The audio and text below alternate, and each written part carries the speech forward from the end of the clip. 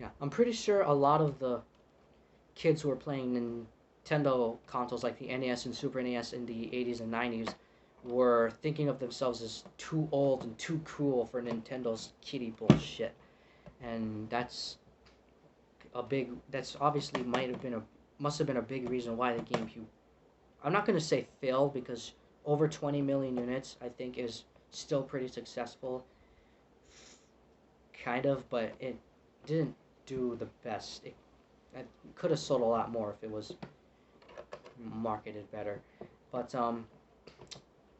aside from that, another thing, let's talk about the actual console itself. What the thing looks like. I'll take all this crap off of it right here.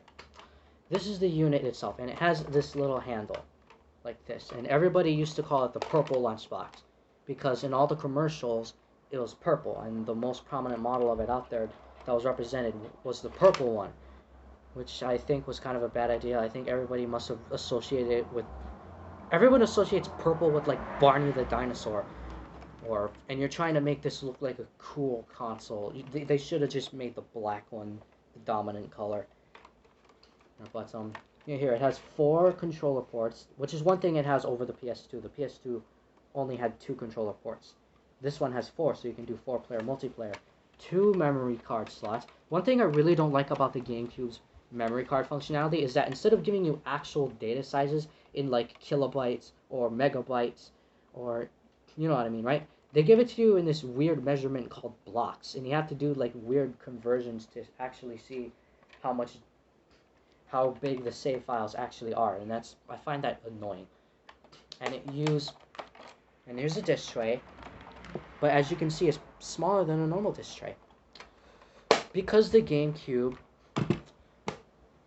this is the stupidest thing that Nintendo did with the GameCube. This right here. This disc is tiny as fuck.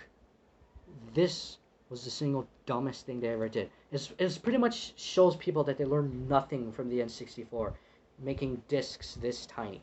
These things can only hold 1.5 gigabytes of data, whereas a standard size DVD can hold 4.7 gigs if it's single layer. And if it's dual layer, which wasn't commonly used for games, but if it is dual layer, it can be up to 8.5 gigabytes.